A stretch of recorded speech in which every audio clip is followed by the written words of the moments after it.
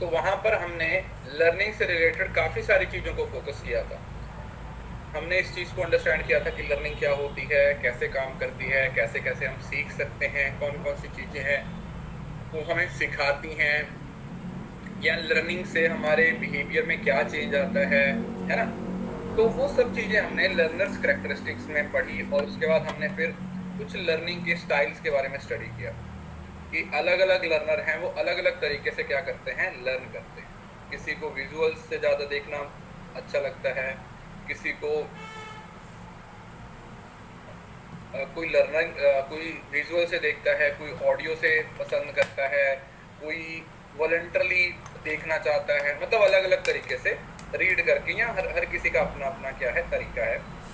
उसी चीज को कंटिन्यू करते हुए अब अलग अलग लोगों ने अलग अलग थ्योरीज दी हैं।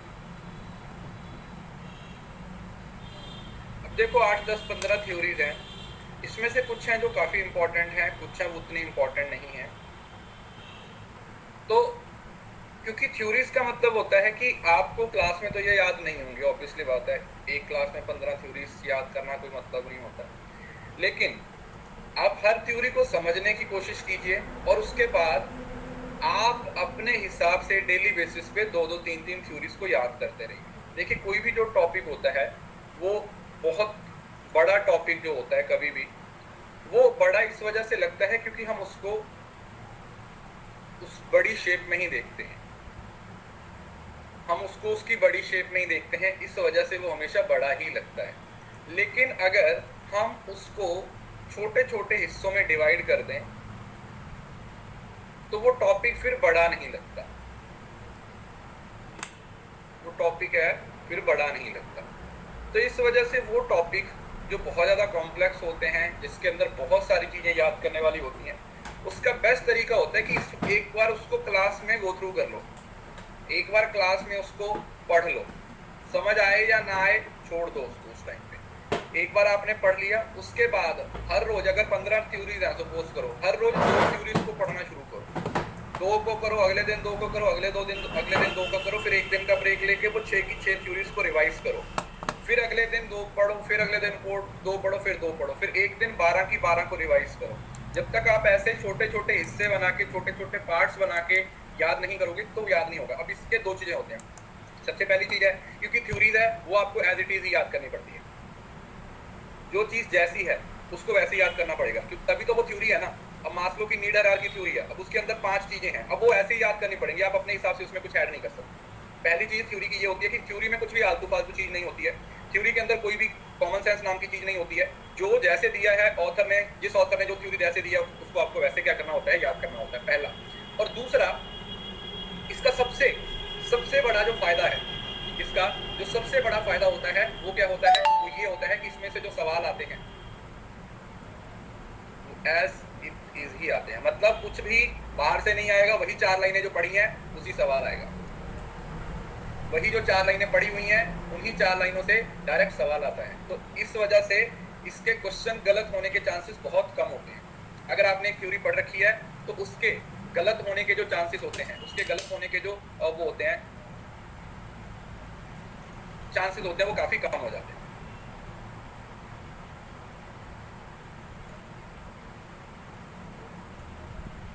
क्लियर है जी? तो इस वजह से ये चीज आप अपने दिमाग में रखिएगा कि थ्योरीज हैं उनको उसी तरीके से पढ़ना है, उसी तरीके से सवाल पूछा जाएगा और उसको उसी तरीके से हमें क्या करना है, आंसर करना। क्लियर है? एक बार सारे बच्चे थम्स अप दो और क्लास में अपना शक्लें दिखाओ, कौन कौन है क्लास में।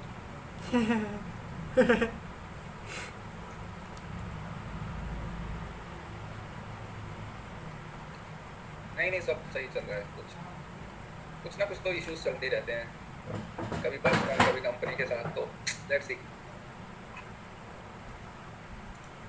चलता है। आप अपना पढ़ाई के पे फोकस करो।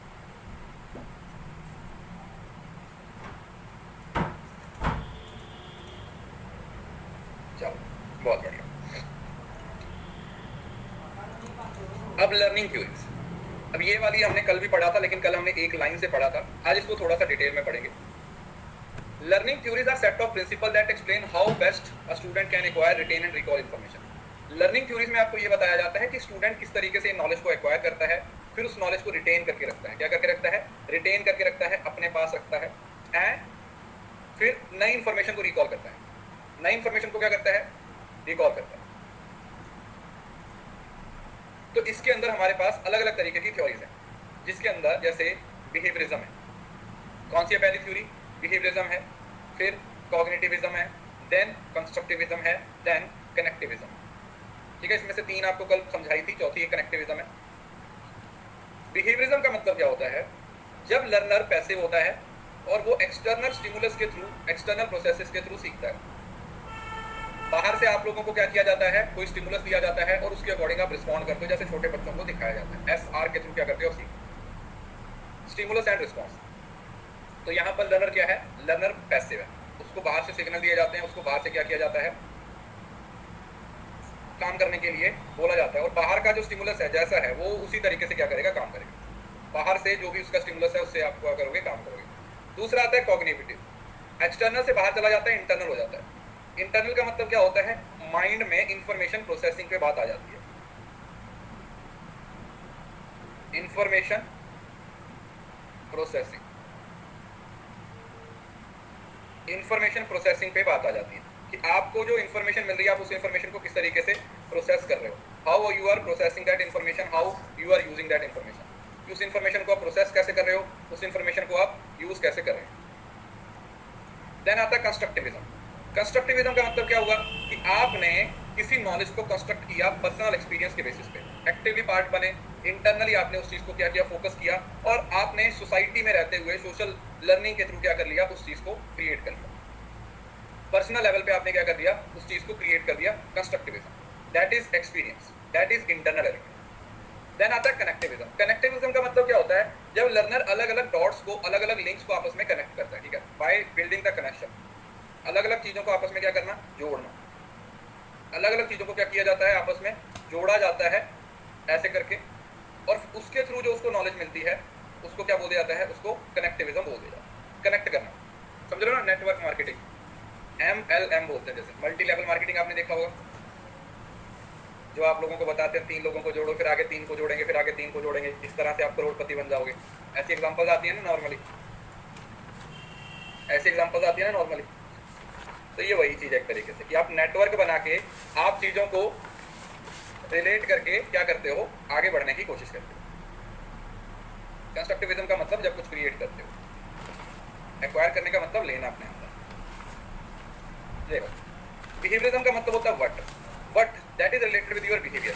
वट का मतलब क्या होता है कि आप दूसरों के बिहेवियर पे फोकस करते हो, उसके बिहेवियर को मॉडिफाई करने की कोशिश करते हो। और स्टूडेंट यहाँ पर क्या होता है? पैसिव होता है। उसको जिस तरीके की आप इन्फॉर्मेशन देते हो वो उस तरीके की इन्फॉर्मेशन के अकॉर्डिंग एक्ट करता है। वो उस तरीके की इन्फॉर्मेशन पे क्या करता है? एक्ट करता है। वो उस तरीके की इन्फॉर्मेशन पे क्या करता है बेटा? एक्ट करता है। तो ये हो गया what. Behaviourism that is related with what. Cognitivism that is how people learn, कि लोग कैसे सीखते हैं। How people learn in a public library applicants include problem solving task and mind mapping activities. Mind mapping activities पे क्या करते हो? Focus करते हो। आप अपने दिमाग का इस्तेमाल कर रहे हो। You are processing the information. आप अपनी इंफॉर्मेशन को क्या कर रहे हो? किस तरीके से प्रोसेस कर रहे हो। इंटरनल हो सकता है बच्चे के दिमाग के अंदर जो चीजें चल रही हैं। माइंड मैप कल बताया था, जो सेंटर में एक आइडिया रख के ऐसे आप क्या करते हो? उससे रिलेटेड सारी चीजों को स्टडी करते हो।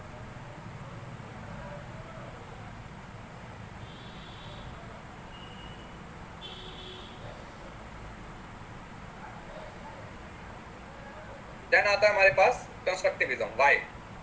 Learners role in own learning. बच्चा खुद से क्या करना है?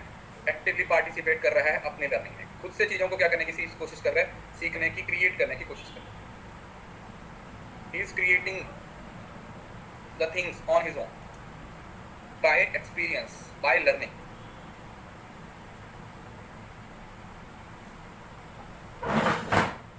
By experience, by learning.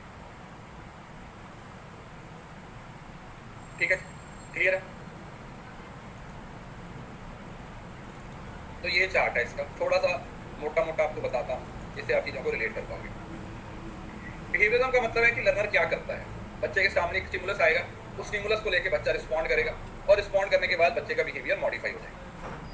Cognitivism का मतलब क्या होगा कि बच्चा इंफॉर्मेशन को प्रोसेस कर रहा है, उसके दिमाग के अंदर चीजें चल रही हैं और उन इंफॉर्मेशन को मॉडिफाई करके, उन इंफॉर्मेशन को कनेक्ट करके वो क्या करता है, सीखने की कोशिश करता है। देन आता है कंस्ट्रक्टिविज्म। कंस्ट्रक्टिविज्म का मतलब क्या होगा कि भैया वो खुद से नॉलेज को क्रिएट कर रहा है, how new information applies to there, अपने हिसाब से अपनी नॉलेज को क्या कर रहा है, क्रिएट कर रहा है। देखो रिएक्टिव, प्रोएक्टिव और प्रोएक्टिव, ये वर्ड आप लोगों ने अक्सर सुना होगा। अगर आप यहाँ पे एक लाइन लगा देते हो, यहाँ पे अगर आप एक लाइन लगा देते हो, तो ये जो एरिया है बिहेवियरिज्म, यहाँ पर लर्नर क्या होगा, पैसिव होगा। इतने एरिया में लर्नर पैसिव होगा। और अगर आप इस साइड पे आओगे तो यहाँ पर लर्नर क्या होगा, एक्टिव होगा। तो जब वो पैसिव है तो वो सिर्फ रिएक्ट करेगा, पास्ट में जो हुआ है उसको देख के रिएक्शन देगा। लेकिन जब वो खुद से नॉलेज को क्रिएट करने की कोशिश कर रहा है, when he is trying to create the knowledge, तो वो आने वाले समय मतलब फ्यूचर को लेके प्रोएक्टिव होगा, आने वाले समय के बारे में पहले से ही सोचे। देखो रिएक्ट का मतलब होता है जब आप पास्ट की चीज को रिएक्ट करते हो, प्रोएक्टिव का मतलब होता है जब आप आने वाले समय को देख के एक्ट करते हो। मतलब पास्ट को देखा तो रिएक्टिव, फ्यूचर को देखा तो प्रोएक्टिव। ठीक है, पास्ट को देखा तो रिएक्टिव और फ्यूचर को देखा तो प्रोएक्टिव। टाइप्स ऑफ लर्निंग, इसमें जो बेसिक डेफिनेशन होती है लर्निंग की ना, जनरलाइजेशन, रिकॉल करना, यहाँ पर थोड़ा सा बढ़ जाता है क्योंकि इसमें इन्फॉर्मेशन प्रोसेसिंग पे ज्यादा फोकस हो जाता है। मतलब कॉग्निटिविज्म में पूरे का पूरा कॉग्निशन का मतलब ही क्या होता है, माइंड होता है, इससे याद रखो। कॉग्निशन का मतलब ही क्या होता है, the meaning of cognition is mind, कि भाई दिमाग का इस्तेमाल आप कैसे कर रहे हो, आप अपने दिमाग को किस तरीके से यूज कर रहे हो, how you are using your mind, आप अपने दिमाग को कैसे इस्तेमाल कर रहे हो, वो हो जाता है। और कंस्ट्रक्टिविज्म में क्या हो जाएगा, high level problem solving and critical analysis, emphasize on real world scenario. तो कंस्ट्रक्टिविज्म में हमारे पास जो हमारी रियल लाइफ की जो प्रॉब्लम्स हैं वो आ जाती है। ठीक है, रियल लाइफ की जो प्रॉब्लम्स होती हैं उसको हम सॉल्व करने की कोशिश करते हैं कंस्ट्रक्टिविज्म की। एग्जाम्पल कुछ खास इंपॉर्टेंट नहीं है, हाँ ये इंपॉर्टेंट है, how learning is described, learning को किस तरीके से डिस्क्राइब किया जाता है, लर्निंग को किस तरीके से एक्सप्लेन किया जाता है। Change in probability of particular behaviour occurring in particular situation, एक पर्टिकुलर सिचुएशन में एक बंदा पर्टिकुलर तरीके से किस तरीके से रिएक्ट करेगा, उसके बिहेवियर के अंदर क्या क्या चेंजेस देखने को मिलेंगी, दैट इज बिहेवियरिज्म। उसको क्या बोला जाएगा, बिहेवियरिज्म बोला जाएगा। और कॉग्निटिविज्म का कनेक्शन माइंड के साथ है, तो इसका change in knowledge, change in knowledge is stored in memory. जो भी चेंज हो रहा है वो बिहेवियर में नजर नहीं आ रहा, वो कहाँ पर नजर आ रहा है, वो दिमाग में नजर आ रहा है। और यहाँ पर change in meaning, constructed form experience, तो एक्सपीरियंस है वो क्या करता है, नॉलेज को क्रिएट करने की कोशिश करता है। ठीक है, तो सबसे पहले हम समझते हैं बिहेवियरिज्म। बिहेवियरिज्म सबसे पुरानी थ्योरी में से एक है जहां पर नॉलेज है वो इंडिपेंडेंट है और एक्सटीरियर ऑफ लर्नर, मतलब लर्नर को बाहर से जो भी सिखाया जाएगा उसके अकॉर्डिंग क्या करेगा, एक्ट करेगा।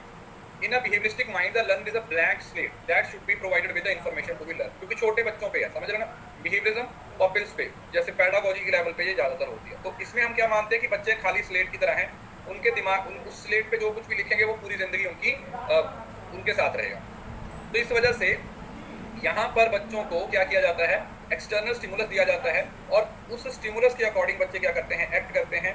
जैसे वो उस टाइम पे उस जर्नी में सीखते हैं तो उसको वो आगे कंटिन्यू करते हैं। अब इसमें एक और चीज आप लोगों ने देखा होगा, ऐसा नहीं है कि ये सिर्फ जो बच्चे लर्न कर रहे हैं पॉजिटिवली या सीख रहे हैं वो होता है। बहुत सारे बच्चे होते हैं जो बचपन में किसी ना किसी ट्रॉमा का शिकार हो जाते हैं, कोई भी XYZ टाइप का ट्रॉमा, किसी भी तरीके का। फिर वो जो ट्रॉमा होता है वो भी पूरी जिंदगी उनके साथ चलता रहता है। नॉर्मली आप लोगों ने देखा होगा, चाइल्ड अब्यूज हुआ या किसी चीज का डर बैठ जाता है या हरासमेंट होती है बच्चे की, तो वो भी इसी पर्टिकुलर पीरियड की बात कर रहे हैं, वो भी इसी पर्टिकुलर पीरियड की बात कर रहे हैं।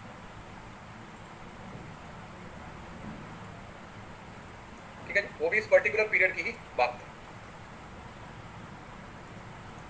ठीक है, इस वजह से। तो इसमें सबसे बेस्ट एग्जांपल जो हमने कल पढ़ी थी, सेल्वेटिंग डॉग, क्लासिकल एग्जांपल हमने पढ़ी थी, कौन सी, क्लासिकल कंडीशनिंग की।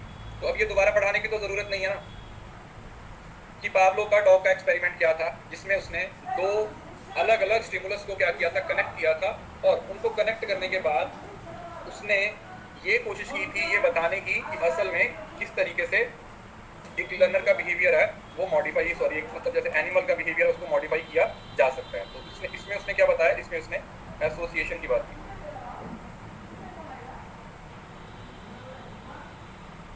एसोसिएशन की बात की थी।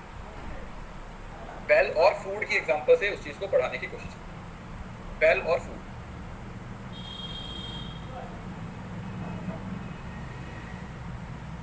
बेल और फूड के साथ। क्लियर? बेल और फूड के थ्रू क्या किया जा रहा था, चीजों को रिलेट करने की कोशिश की। तो ये क्लासिकल कंडीशनिंग की एक बेस्ट एग्जांपल। देन आता है ये किसका पार्ट है, this is the part of behaviourism. ठीक है, ये किसका पार्ट है, ये बिहेवियरिज्म का पार्ट है। This is the part of behaviour. ठीक है, ये बिहेवियरिज्म के अंडर आता है। तो आपके बिहेवियर को मॉडिफाई करने के लिए इस टेक्निक का, इस मेथोडोलॉजी का इस्तेमाल किया। देन आता है कॉग्निटिविज्म। अब कॉग्निटिविज्म का मतलब क्या होगा, कॉग्निशन जहां पर भी वर्ड आ गया उसको अपने दिमाग के अंदर याद रखना है कि ये माइंड से ही रिलेटेड है। This is related with mind only. In contrast to behaviourism, cognitivism focus on the idea that student process information they receive rather than just responding. वहां पर वो सिर्फ रिस्पॉन्ड कर रहे हैं, यहाँ पर बोले रिस्पॉन्ड नहीं करेंगे, they will react, they will focus, they will process the information. फिर उस इंफॉर्मेशन को क्या करेंगे, वो अपने माइंड के अंदर, अपने दिमाग के अंदर रिकॉर्ड करेंगे और उसके अकॉर्डिंग सारी चीजों को करने की कोशिश करेंगे। There is still a behaviour change evident but this is response to thinking and information. यहाँ पर भी आपका बिहेवियर चेंज होगा लेकिन वो स्टिमुलस और रिस्पॉन्स की वजह से नहीं होगा। यहाँ पर जो बिहेवियर चेंज होगा वो स्टिमुलस और रिस्पॉन्स की वजह से नहीं होगा, वो किससे होगा, वो थिंकिंग प्रोसेस की वजह से होगा। वो किस वजह से होगा, that will be because of thinking process. वो किसकी वजह से होगा बेटा, वो थिंकिंग प्रोसेस की वजह से होगा।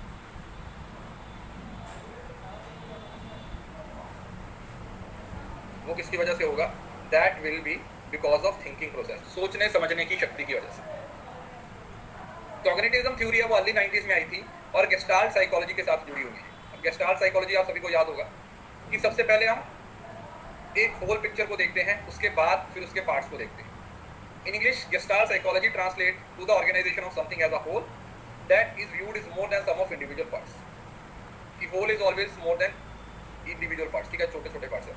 In cognitive learning occurs, student reorganize information either by finding new explanation or adapting new ones, old one. तो ये आपकी नॉलेज में चेंज हो जाता है। और कॉग्निटिविज्म में सबसे ज्यादा फेमस थ्योरी किसकी हुई है, जीन पियाजे की थ्योरी हुई है। तो याद रखिए ये कंसेप्ट कहाँ से आया, कंसेप्ट आया गेस्टाल्ट साइकोलॉजी से। और इस थ्योरी को सबसे ज्यादा प्रमोट किसने किया, जीन पियाजे के द्वारा। इस थ्योरी को सबसे ज्यादा प्रमोट किसने किया, इस थ्योरी को सबसे ज्यादा प्रमोट किया जीन पियाजे में। और इसमें यह बोला जाता है कि बच्चे चीजों को, कॉन्सेप्ट्स को लिंक करते हैं, कॉन्सेप्ट को अपनी पर्सनल लाइफ के साथ रिलेट करते हैं। देखो जब आप अपने दिमाग का इस्तेमाल कर रहे हो, बहुत सिंपल सा लॉजिक समझने की कोशिश करो। Whenever you are using your mind, जब भी आप अपने माइंड को इस्तेमाल करोगे, जब भी आप अपने दिमाग को इस्तेमाल करोगे, तो एक बात बिल्कुल क्लियर है कि आपके दिमाग के अंदर चलने वाली चीजें आप लोगों को मोटिवेट करेंगे क्या करने के लिए, कोई काम करने के लिए। आप एक्ट कर पाओगे, आप समझ पाओगे कि अच्छा यहाँ पर ये चीजें इस तरीके से काम कर रही हैं, यहाँ पर ये चीजें इस तरीके से काम कर रही हैं। ठीक है, तो ये हो जाएगा।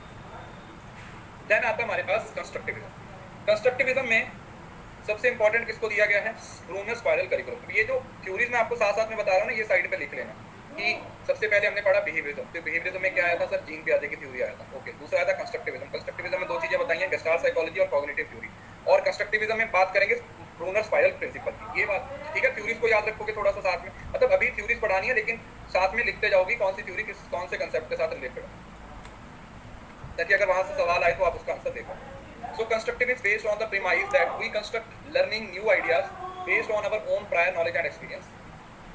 कि कंस्ट्रक्ट करते हैं हम नॉलेज, हमारे पास जो पहले से नॉलेज होती है उस नॉलेज के साथ, पुरानी नॉलेज के साथ हम नई नॉलेज को क्या कर सकते हैं, लिंक कर सकते हैं। तो ये हर इंडिविजुअल की अलग अलग होती है, हर बच्चा अपनी खुद की नॉलेज को अलग तरीके से कंस्ट्रक्ट करता है। Students needs to have prior knowledge for constructivism approach to be effective. तो इन्होंने बोला है कि अगर आप चाहते हो कि बच्चा नई नॉलेज को कंस्ट्रक्ट करे,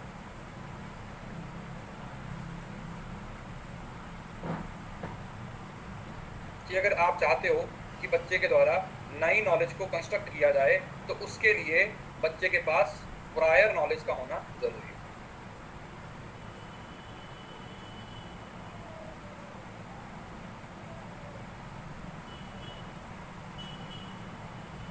उसके लिए बच्चे के पास प्रायर नॉलेज का मतलब पहले ही नॉलेज का होना जरूरी है। अब ये स्पाइरल करिकुलम इसके अंदर दिया गया, इसको रिसाइकलिंग का कंसेप्ट भी बोला जाता है। और ये किसके द्वारा दिया गया था, ये ब्रूनर के द्वारा दिया गया। ब्रूनर के द्वारा इस कंसेप्ट को दिया गया। अब ब्रूनर का जो स्पाइरल प्रिंसिपल है ये क्या बोलता है, ये इसमें क्या बोलता है, ये बोलता है कि जैसे जैसे हम धीरे धीरे अपने लेवल को इंक्रीज करते हैं, तो जैसे इसने इस थ्योरी को स्कूल पे इंप्लीमेंट किया। उसने बोला कि जो टीचर्स हैं वो धीरे धीरे जैसे जैसे लेवल इंक्रीज होता है तो वैसे वैसे कॉम्प्लेक्सिटी क्या करते हैं, बढ़ाते रहते हैं। पहले हम छोटी और क्लास में होते हैं तो एक ही सब्जेक्ट पढ़ते हैं, फिर धीरे धीरे 2 सब्जेक्ट हो जाते हैं, फिर 3 हो जाते हैं, फिर 6 हो जाते हैं और 10वीं में जाके तो 7-8 हो जाते हैं। तो इस वजह से बोला जाता है कि एक ऑर्गेनाइज्ड वे में धीरे धीरे जो लर्निंग है उसको बढ़ाया जाता है और जो नए सब्जेक्ट्स आते हैं वो पुराने कंसेप्ट के साथ जुड़ते जाते हैं। तो अगर आप इसको ध्यान से देखोगे तो ये बोलते हैं धीरे धीरे जैसे हम बढ़ेंगे तो हमारा जो डिफिकल्टी लेवल है वो बढ़ेगा और नए कंसेप्ट हैं वो पुराने कंसेप्ट के साथ रिवीजन होते जाते हैं, कनेक्ट करते रहते हैं और एक लेवल पे आके बच्चे उस सब्जेक्ट में क्या कर लेते हैं, मास्टरी हासिल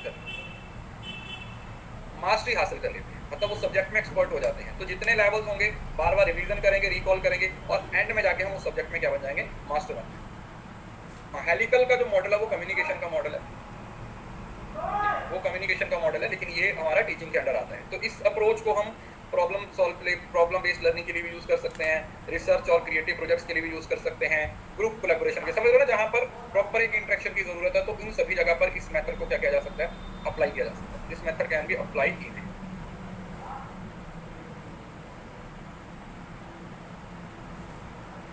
इस मेथड को इजीली क्या किया जा सकता है, अप्लाई किया जा सकता है। We can apply this method easily. ठीक है जी, इस मेथड को हम बड़े आराम से इजीली क्या कर सकते हैं, अप्लाई कर सकते हैं।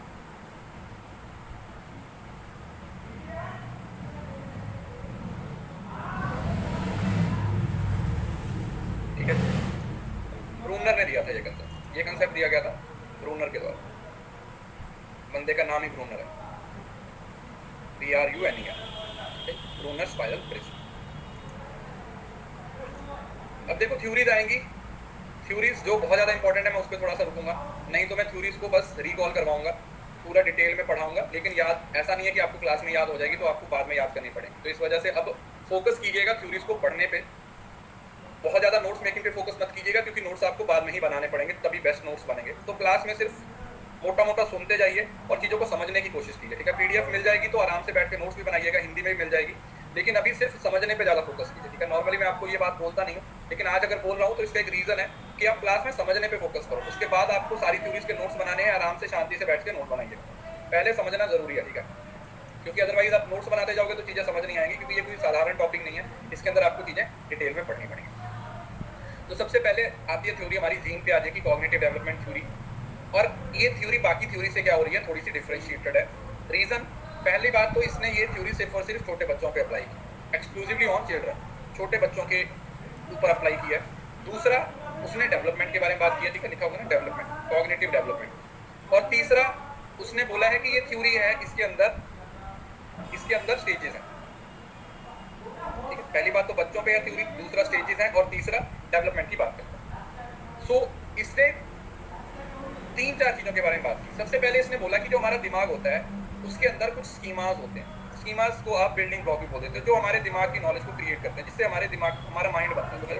जो ऑलरेडी दिमाग में हमारे थॉट्स प्रोसेस हैं वो हमारा बिल्डिंग ब्लॉक प्री एग्जिस्टिंग है और वो over the period of time create हो रहे हैं। वो over the period of time क्या हो रहा है, क्रिएट होते रहते हैं। वो over the period of time क्या होते रहते हैं बेटा, क्रिएट होते ही रहते हैं, हम उनको लगातार बनाते ही रहते हैं। देन आ जाता है, उसने 4 थ्योरीज दी, SPCF। उसने बोला कि हम अलग अलग स्टेजेस को क्रॉस करते हैं। पहले हम सेंसरी मोटर स्टेज पे होते हैं, जैसे छोटे बच्चे ज्ञान इंद्रियों से सीखते हैं, फिर प्री ऑपरेशनल में आ जाते हैं जहाँ पर लैंग्वेज डेवलप होती है, फिर कंक्रीट ऑपरेशनल आ जाता है जहाँ पर वो डिफरेंशिएट कर पाते हैं चीज़ों को, और देन आता है फॉर्मल ऑपरेशनल जहाँ पर वो अब्स्ट्रैक्ट थिंकिंग की तरफ चले जाते हैं। अडेप्टेशन प्रोसेस में हमारे पास वही 3 चीजें हैं, इक्विलिब्रियम, असाइमिलेशन और अकोमोडेशन। बताया था, असाइमिलेशन का मतलब होता है जब आप सेम टू सेम, सिमिलर से याद रख सकते हैं, असाइमिलेशन में सिमिलर वर्ड आ रहा है, जब आप सिमिलर इंफॉर्मेशन को एज इट इज अपने दिमाग में क्या कर लेते हो, बिठा लेते हो, दैट इज असिमिलेशन। दूसरा, अकोमोडेशन का मतलब है कि जब आप इंफॉर्मेशन को एज इट इज अपने दिमाग में नहीं डाल सकते हो, उसके लिए आपको क्या करना पड़ता है, उसके लिए आप लोगों को थोड़ा सा अपने जो माइंड के जो बिल्डिंग ब्लॉक्स हैं उसको क्या करना पड़ता है, उसको मॉडिफाई करना पड़ता है। और देन इन दोनों को जिस लेवल पे हम इक्वल रखेंगे उसको इक्विलिब्रियम रखेंगे, इक्विलिब्रियम बोल देंगे। ठीक है, कि मतलब दोनों एक टाइम पे क्या हो जाए, बराबर हो जाए। इक्विलिब्रियम का मतलब होता है इक्वल करना, एक तरीके से बराबर करना, मिड में लेके।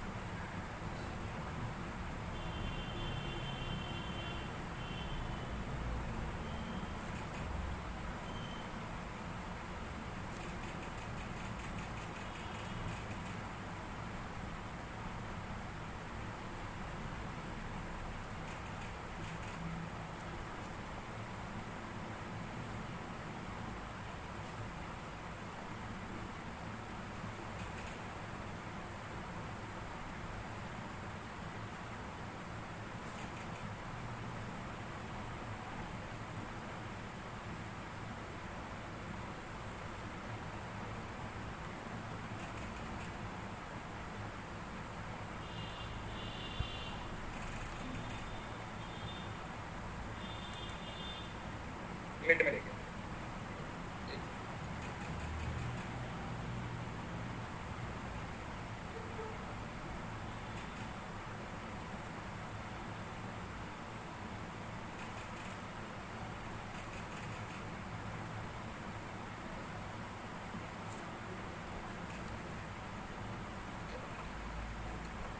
अब ये देखो, इसने बोला कि हम अलग अलग स्टेजेस के थ्रू आगे बढ़ते हैं, और इसने बोला कि दुनिया में जितने भी बच्चे हैं वो इन्हीं स्टेजेस के थ्रू क्या करते हैं, आगे बढ़ते हैं। ये इसने एक यूनिवर्सल थ्योरी दी, और इसने बोल दिया कि पूरी दुनिया में बच्चों की जो डेवलपमेंट होती है, पूरी दुनिया में जो बच्चे हैं वो इसी थ्योरी के या इन्हीं स्टेजेस को क्रॉस करते हैं। इंडिया में, पाकिस्तान में, हर देश में इसी तरीके से काम करते हैं। So schema is the state of equilibrium. वही बता दिया कि आपके दिमाग में सिमुलेशन और सिमुलेटर सेम तरीके से है। Children develop schemas of knowledge about the world, कि बच्चे दुनिया के बारे में अपनी एक थिंकिंग, अपना एक माइंडसेट डेवलप करते हैं। These are cluster of connected ideas about things in the real world, they allow children to respond accordingly. हमारी नॉलेज कैसे क्रिएट होती है? हम कुछ देखते हैं, हम सुनते हैं, हम समझते हैं, हम अपने दिमाग में उस चीज़ की पिक्चर क्रिएट कर सकते हैं। जब हम छोटे होते हैं तो वो पिक्चर क्लियर होती है या नहीं होती है, इसके बारे में कुछ कहा नहीं जा सकता, है ना? यस और अब जब छोटे बच्चे होते हैं वो अलग अलग तरीके के सवाल पूछते हैं। कुछ इस तरीके के सवाल भी होते हैं जिसका आंसर देने में पेरेंट्स कंफर्टेबल भी नहीं होते हैं, या ये समझ लीजिए कि उनको आंसर दे भी देंगे तो उनको कुछ समझ नहीं आएगा। जैसे मैं आपको इसके एक सिंपल एग्जांपल देता हूँ, इसी थ्योरी से रिलेटेड है। अब आप लोगों ने देखा होगा कि साइंस और टेक्नोलॉजी की वजह से बहुत सारी चीजें हैं वो चेंज हुई हैं, जिसकी वजह से एक कॉन्सेप्ट है जिस आप लोगों ने सुना होगा, that is related with the pregnancy, जिसको बोलते हैं टेस्ट ट्यूब बेबी। मे भी आप लोगों ने सुना होगा। टेस्ट ट्यूब बेबी एक मेडिकल लाइन में, मेडिकल फील्ड में क्या किया जाता है, इसको यूज किया जाता है, मतलब प्रेगनेंसी के कंसेप्ट में इसको यूज किया जाता है। क्या है क्या नहीं है मैं उसके बारे में नहीं बात कर रहा हूँ, I am just talking about इसको। हाँ, IVF कुछ इस तरीके का बोलते हैं। तो मुझे अभी भी याद है, हमारे पड़ोस में ही एक बच्चा था, तो ये ना न्यूज़पेपर आता था घर में, तो उस न्यूज़पेपर में ना कुछ ऐसे एक्सप्लेनेशन होता है ना, तो उसमें यही टेस्ट ट्यूब बेबी के बारे में डिटेल दी हुई थी, है ना, तो डिटेल दी हुई थी। तो वो ना पढ़ रहा था, आई थिंक मैं उस टाइम पे 12वीं क्लास में था, तो वो बच्चा पढ़ रहा था ऐसे न्यूज़पेपर, 5वीं 6वीं में, तो ऐसे वर्ड टू वर्ड बोल रहा था। तो उसने पढ़ लिया वो टेस्ट ट्यूब बेबी। तो अब वो अपने पापा को बोला, पापा ये टेस्ट ट्यूब बेबी क्या होता है? बच्चे की क्यूरियोसिटी है, छोटा बच्चा, उसे थोड़ी ना पता, उसके दिमाग में तो जो भी आएगा वो पूछेगा। अब वो क्वेश्चन ही ऐसा है कि उसको समझाएंगे भी कैसे ना, कि उसकी अभी एज ही नहीं है या उसका जो माइंड है वो डेवलप नहीं हुआ। तो उसके पापा ने उसको क्या बोला, बेटा जिस बच्चे के मम्मी पापा नहीं होते हैं उसको टेस्ट ट्यूब बेबी बोल देते हैं, क्योंकि उसको क्वेश्चन भी किसी तरीके से टैकल करना था। तो समझ रहे हो ना? तो इसने वही तरीके के स्टेजेस के बारे में बताया। ये मैं एग्जांपल क्यों दे रहा हूँ, इसकी एग्जांपल मैं इसी वजह से दे रहा हूँ कि यहाँ पर वो इसको यूनिवर्सल थ्योरी बना रहा है। यूनिवर्सल थ्योरी का मतलब बोल रहा है कि एक्चुअली में बच्चे इधर उधर यहाँ वहां से जो कुछ भी सीख रहे हैं उससे अपनी एक नॉलेज, अपना एक बिल्डिंग ब्लॉक को क्या कर रहे हैं, क्रिएट कर रहे हैं। क्यूरियोसिटी बहुत होती है, बहुत ज्यादा बच्चे सवाल पूछते हैं इस टाइम पे। हम भी पूछते थे, हमने पता नहीं क्या क्या पूछा होगा, हमने पता नहीं कौन कौन सा पूछा होगा अपने टाइम पे। आज हम बड़ा शरीफ बने बैठे हुए हैं। तो इसने ना ये 4 स्टेजेस दी हैं, ठीक है। इसके 2-3 चार्ट यहाँ पर दिए हुए हैं, 3 चार्ट है, तो मैं आपको यहाँ पर समझाता हूँ कि इसमें क्या क्या चीजें। तो सबसे पहली स्टेज वो होती है, उसे थोड़ी ना याद होगा वो कि मेरे पापा ने उल्लू बनाया या नहीं, वो तो निकल चुका है ना टाइम। तो इसने बोला कि 4 स्टेजेस हैं। जन्म से लेकर 2 साल तक बच्चे की सेंसरी मोटर स्टेज होती है, जहां पर बच्चा वर्ड थ्रू सेंसेस और एक्शन, मतलब ऑब्जेक्ट परमानेंस, किसी चीज को देखता है उसको याद रखता है। और स्ट्रेंजर से एंजाइटी होती है, मतलब समझ रहे हो ना, अपनी मम्मी की गोद में रहेगा तो चुप रहेगा, अगर उसको कोई स्ट्रेंजर उठा लेगा गोद में तो वो रोने लगता है। नॉर्मली देखा होगा आप लोगों ने, ज्यादातर बच्चों को, 90% बच्चों को स्ट्रेंजर एंजाइटी होती है। बहुत बहुत कम ऐसे बच्चे होते हैं जो किसी के पास भी चले जाते हैं, ठीक। So they get anxious, they get uncomfortable. So experience the word. तो ठीक है, यहाँ पर आप सेंसेस और एक्शन का इस्तेमाल करते हैं। जैसे छोटा बच्चा होता है, वो ज्यादातर टाइम, मतलब 0 से लेके 2 साल तक की उम्र, अगर आप सिर्फ छोटे से 2 साल के बच्चे की बात करो तो वो अपना ज्यादा टाइम किसके साथ स्पेंड करेगा? 2 साल का बच्चा सबसे ज्यादा किसके साथ अपना टाइम स्पेंड करेगा? मदर।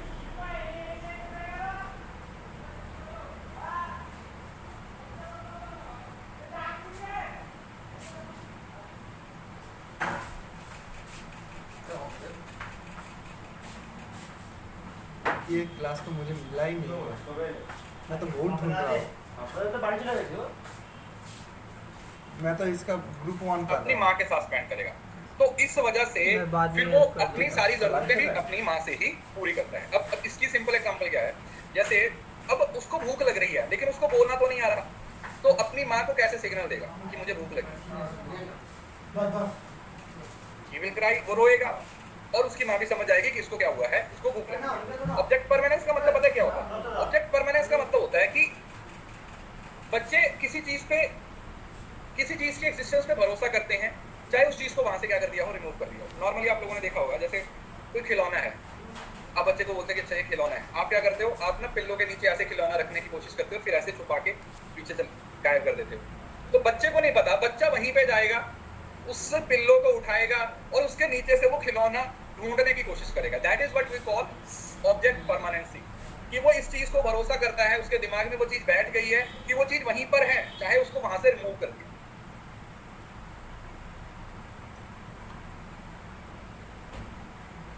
देन आता है 2 से लेके 6 से प्री ऑपरेशनल। यहां पर वर्ड्स और इमेजेस के थ्रू होता है, खेलना शुरू कर देता है, लैंग्वेज है वो डेवलप शुरू हो जाती है और ईगो सेंट्रिज्म आ जाता है। ईगो सेंट्रिज्म मतलब क्या होता है कि इस स्टेज पे आके बच्चा खुद के साथ भी बात करना शुरू कर देता है और यहाँ पर ना उसके अंदर एक ईगो आ जाती है। तो ईगो का मतलब समझ रहे हो ना, कि वो गुस्सा होता है, वो अपनी चीजें किसी को नहीं देता, उसकी मम्मी किसी और बच्चे को गोद में उठाए तो रोना शुरू कर देते हैं। ऐसा भी होता है, आप लोगों ने देखा होगा, है ना। मेरी भांजी जो छोटी है ना, वो भी ऐसी करती थी। जैसे मेरी दीदी ने किसी और के बच्चे को अगर गोद में उठा लिया, उसको प्यार करने लगी, तो वो रोने लग जाती थी, बोलती थी कि इसको क्यों उठाया, ये थोड़ी आपका बेटा है या ये थोड़ी आपकी बेटी है। तो इस वजह से ये जो है ना, तो वो उस स्टेज पे आ जाता है जहां पर लैंग्वेज डेवलप कर पाते हैं, ईगो आ जाती है और एक बच्चे अपने आप से बात करते हैं, थोड़ी सी अंडरस्टैंडिंग है वो डेवलप हो जाती है। हमारे वही है ना, मतलब उस तरीके से आ जाता है। फिर 7 से 11 साल की जो स्टेज होती है उसको कंक्रीट ऑपरेशनल बोल देते हैं, जहां पर बच्चे चीजों के बारे में लॉजिकली सोचना शुरू कर देते हैं, मैथमेटिकल ट्रांसफॉर्मेशन शुरू हो जाता है। यहाँ पर चीजों को ग्रैस्प करना शुरू कर देते हैं। यहाँ पर मतलब जो चीजें उनके सामने हैं उसको समझ रहे हो ना, यहाँ पर कंक्रीट थिंकिंग का प्रोसेस बना।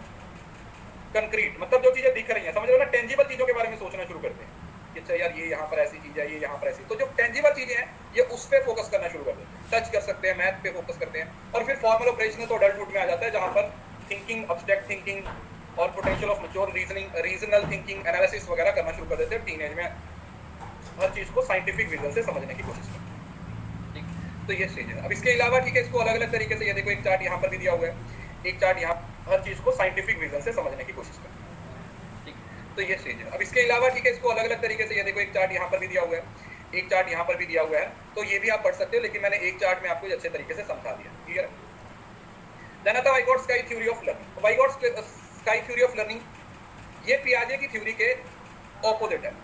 इस बंदे ने बोला कि एक बच्चा है वो सोसाइटी से सीखता है, वो सोसाइटी से सीखता है। उसने बोला कि कोई स्टेजेस के थ्रू नहीं गुजरता, कोई बच्चा जिस तरीके के एनवायरनमेंट में रहेगा उस तरीके के एनवायरनमेंट से वो सीखेगा। कोई बच्चा जिस तरीके के एनवायरनमेंट में रहेगा तो उसके एनवायरनमेंट का, उसके कल्चर का, उसकी अटेंशन, सेंसेशन, परसेप्शन, मेमोरी, इन सब चीजों का उस पर असर पड़ेगा। तो उसने बोला ZPD। तो उसने स्कैफोल्डिंग की बात की। देखो स्कैफोल्डिंग का मतलब होता है टेम्परेरी हेल्प, कि हम किसी बच्चे को सिखाने के लिए कुछ टेम्परेरी हेल्प करते हैं, सपोर्ट करते हैं। और zone of proximal development, proximal development का मतलब है कि फिर बच्चा इंडिपेंडेंटली कितना सीखता जाता है। जैसे जितना हम बच्चे को सिखाते जाते हैं तो उसका जो प्रॉक्सिमल डेवलपमेंट का जोन है वो बड़ा होते जाता है, समझ रहे हो? उसका क्या हो जाता है, प्रॉक्सिमल जो डेवलपमेंट का जोन है वो इंक्रीज होते जाता है, वो ज्यादा चीजें खुद से करने लग जाता है। आप एक बार उसको हेल्प कर देते हो, उसके बाद धीरे धीरे उसको वो उसकी जो इंडिपेंडेंस है वो बढ़नी शुरू हो जाती है। फिर बच्चा खुद से चीजों को क्या करता है, करना शुरू कर देता है और मोर नॉलेजेबल होता है। और वो नॉलेज को सीखने के लिए, वो अपनी नॉलेज को बढ़ाने के लिए दूसरे लोगों पे डिपेंड करता है जो उससे बड़े हैं। MQ का मतलब मोर नॉलेजेबल है। मतलब अगर मैं छोटा हूँ, मैं मेरी उम्र कम है, तो मैं किस बंदे पे डिपेंड करूंगा नॉलेज को इंक्रीज करने के लिए? कौन से बंदे पे मैं डिपेंड करूंगा? मैं किस पे डिपेंड करूंगा? मैं अपने से बड़े लोगों पे, MQ पे डिपेंड करूंगा। ठीक है, बता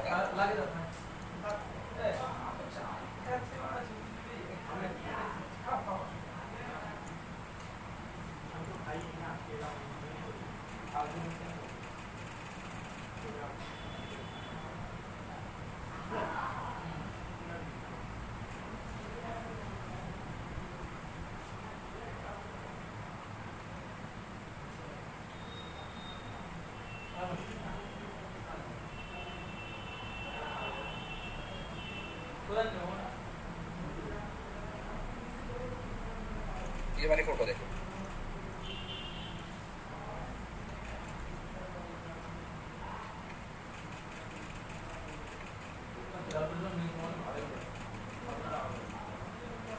स्कैफोल्डिंग का मतलब होता है टेम्परेरी हेल्प।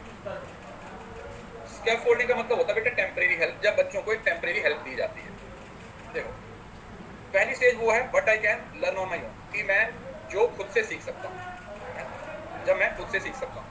फिर उसके बाद what I can learn with the help of others, ZPD मतलब जोन ऑफ प्रॉक्सिमल डेवलपमेंट है, वो बढ़ना शुरू हो गया, जहाँ पर दूसरों की हेल्प लेके टेक्नोलॉजी का इस्तेमाल करके हम सीखते हैं। और उसके बाद एक स्टेज वो आ जाती है बियॉन्ड माई रीच, फिर दूसरों की हेल्प से मैं क्या नहीं कर सकता हूँ उस चीज़ को सीखने की।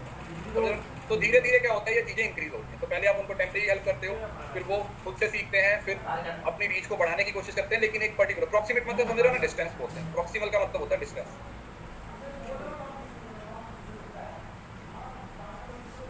डिस्टेंस, ठीक है। तो जोन ऑफ प्रॉक्सिमल डेवलपमेंट है, ये पूरा आपका ZPD है, कि कितनी सारी चीजें लर्नर खुद से कर सकता है और कितनी सारी लर्नर दूसरों की सहायता से कर सकता है, और कितनी चीजें ना वो खुद से कर सकता है और ना ही वो किसी की सहायता से कर सकता है।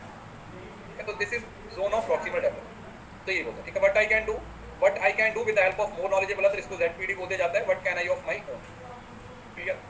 ही makes a big deal of idea of zone of proximal development in which children and those they are learning from co-construct knowledge, therefore social environment plays an important role। Social environment है वो क्या करता है, वो सबसे बड़ा role है वो प्ले करता है। जो सोशल एनवायरनमेंट है वो सबसे बड़ा रोल प्ले करता है क्या करने के लिए, बच्चे की डेवलपमेंट के लिए, बच्चे की डेवलपमेंट के लिए सबसे बड़ा रोल प्ले करता है।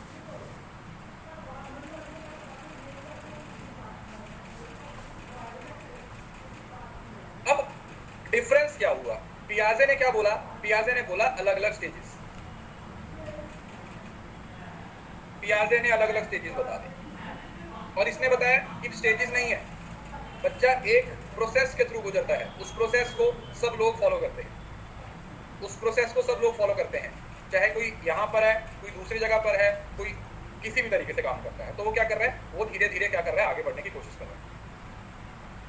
सो मोर नॉलेजेबल अदर्स का मतलब क्या हुआ, स्कैफोल्डिंग का मतलब समझ रहे हैं ना, कि बच्चा विद और विदाउट हेल्प क्या कर सकता है। तो मोर नॉलेजेबल अदर का मतलब क्या हुआ, person who is literally no more than the children. MKO का मतलब एक ऐसा बंदा जो आपसे ज्यादा जानता है। तो जैसे जैसे आप दूसरों की हेल्प लेते रहोगे, ZPD gets bigger because they can do more of their own and the process of enlarging is called scaffolding। जैसे जैसे बच्चा सीखता जाएगा